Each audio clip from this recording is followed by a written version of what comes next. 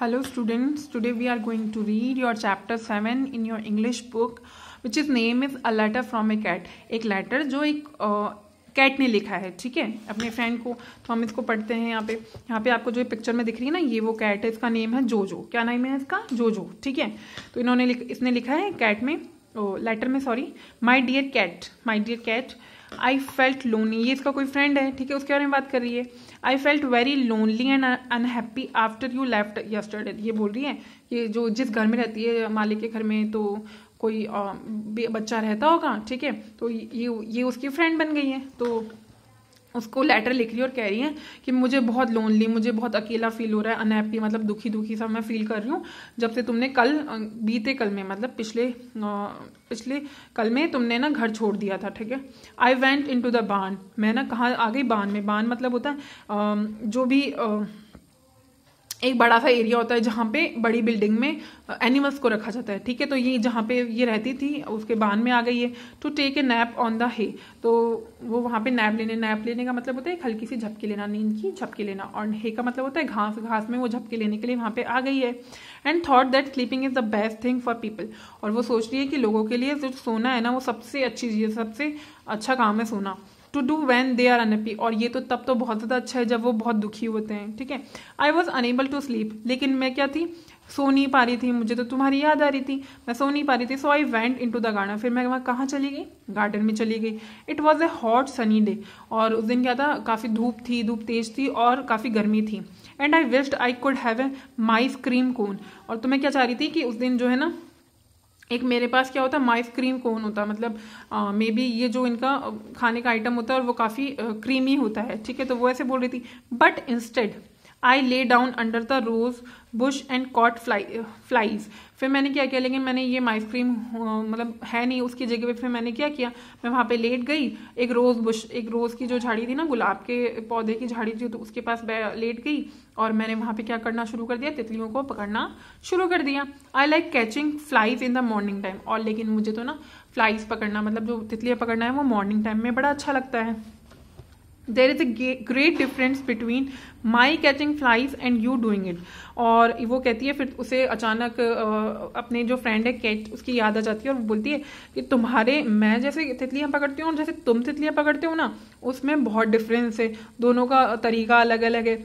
I have notice that you never eat flies. और मैंने देखा है कि तुम कभी फ्लाइज को खाते नहीं हो, तुम तो तितलियों को नहीं खाते। I have wondered how you were so kind to me.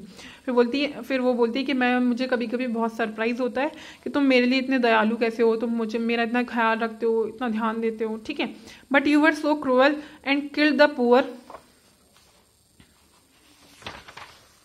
Flies for nothing. लेकिन तुम मेरे लिए तो इतने है ना दयालु हो और मेरा इतना ध्यान रखते हो, लेकिन बेचारी जो तितलियां हैं ना, उनको तुम खाते भी नहीं हो और उनको मार देते हो, ठीक है, अपने मजे के लिए। Oh dear how I have often wish to speak to you about it. और मेरी हमेशा से इच्छा थी कि मैं इस बारे में तुमसे बात करूं, तुमसे बहुत सारी अपनी चीज़ें बताऊं, अपनी जो मैं सोचती हूँ वो बताऊं तुम्हें। Now that your mother has taught me to write. और लेकिन अब तुम्हारी मम्मा ने ना जो मुझे ना लिखना सिखा दिया है। I will be able to talk. अब मैं ना एबल हो चुकी हूँ, मैं बोलने के लायक हो चुकी हूँ टू यू, तुमसे, about things that make me unhappy. और मैं तुम्हें उन चीज़ों को बताने के लायक हो चुकी हूँ कि जो मुझे अच्छी नहीं लगती है, जो मुझे दुखी करती हैं, ठीक है। When you are at home, although I cannot talk to you। जब तुम घर पे होते हो ना, तो हालांकि मैं तुमसे बात नहीं करती हूँ। I understand every word you say to me। लेकिन मैं हर वर्ड जो तुम मुझे बोलते हो ना, वो मैं हर वर्ड समझती हूँ। जो भी हमारे पैट एनिमल्स होते हैं ना, वो बोलते नहीं है, लेकिन हमारी जो हर बात होती है वो समझ लेते हैं, ठीक है। तो इसी तरह जो है ना, वो समझ जाती थी। And we had such good place together with the red wool ball. और हम लोगों ने कितने अच्छे खेल खेले हैं, कितना अच्छा गेम हम लोगों ने खेला है रेड वूल बॉल के साथ। मतलब ऊन की जो, वूल का मतलब क्या होता है? ऊन, ठीक है। ऊन की जो गट्टा बना हुआ था, बॉल बना हुआ था, उसके साथ बहुत मजे से खेला है। One day when you were not around. एक दिन जब तुम मेरे आसपास नहीं थे, I manage to get wind up in the wool. तो मैं पूरी वूल में, जो यहाँ पे पिक्चर दिख रही है ना, उसमें इस तरह से वूल में क्या थी, मैं फंस गई थी। And felt like a mitten. और मैं क्या सोच रही थी कि मैं बिल्कुल एक बंधा हुआ सा फील कर रही थी बहुत ज्यादा। That is put away now in the bottom drawer of the little desk in the living room. और फिर मैंने उसको उसमें से अपने आप को निकाला और कहाँ रख दिया? बॉटम ड्रॉर, लिटिल डेस्क, जो एक छोटी सी डेस्क है ना लिविंग रूम की, उसकी सबसे बॉटम ड्रॉर जो है वहाँ पे रख दिया मैंने उसको। When your mother put it in, जब तुम्हारी मम्मा ने इसको इसके अंदर रख दिया। She turned around to me, फिर वो मेरी तरफ घूमी और मुझे कहा, और उन्होंने कहा वेल जोजो आई एम सॉरी, उन्होंने कहा Jojo I am sorry, no more good place for you till Kate comes here. फिर वो बोलती हैं कि ना जब तक केट है ना घर पे नहीं आ जाता ना तब तुम्हारे लिए और कोई गेम नहीं होगा, तुम कोई गेम नहीं खेलोगी जब तक केट नहीं आ जाता। और ये लेटर किसको लिख रही है? केट को ही लिख रही है, ठीक है। And I thought I could certainly cry, तब मुझे लगा कि मैं रो पड़ूँ, मतलब मुझे रोना आ गया बहुत ज़्यादा। But I think it is very foolish to cry over what can not be help, लेकिन ये बहुत मूर्खतापूर्ण है और बहुत फुलिश वाली बात होगी कि जब मैं हेल्प नहीं कर सकती तो मैं रोने लगूँ। So I pretended to have got something to into my left eye, तो मैंने ये प्रिटेंड किया, मुझे रोना तो आ गया था लेकिन फिर मैंने ये दिखाने की कोशिश की कि मेरे आँख में कुछ गिर गया है, ठीक है, मेरे लेफ्ट आई में। And rubbed it with my पॉ, और मैंने अपने पंजे से उसको रब करना शुरू कर दिया, ठीक है। I hardly cry over anything unless it is split milk, और मैं बहुत कम रोती हूँ, बहुत ही ज़्यादा, लेकिन हाँ जब मेरा मिल्क जो है ना स्प्लिट हो जाता है ना तो मतलब गिर जाता है, बिखर जाता है, तो मैं मुझे बहुत अच्छा नहीं लगता है।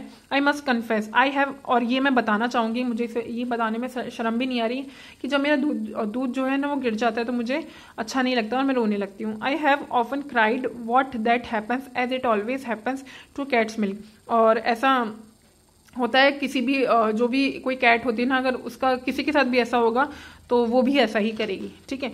They put it into old broken things that tip over at the least knock, और वो मुझे ना वो इसलिए बिखर जाता है क्योंकि वो मुझे ना पुरानी सी जो प्लेट है वो टूटी हुई सी ब्रोकन उसमें डाल देते हैं, और उसकी वजह से क्या हो जाता है जो दूध है मिल्क है वो बाहर गिर जाता है।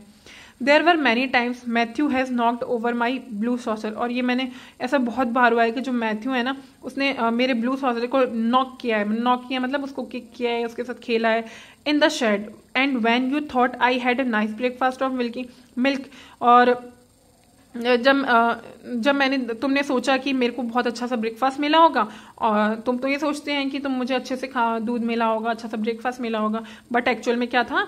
Actually I had nothing in the world but flies, मेरे इस पूरे वर्ल्ड में मेरे पास खाने के लिए फ्लाइज के अलावा कुछ नहीं होता था, मतलब मेरे पास सिर्फ तितलियां थी जिनको मैं पकड़ कर खाया करती थी।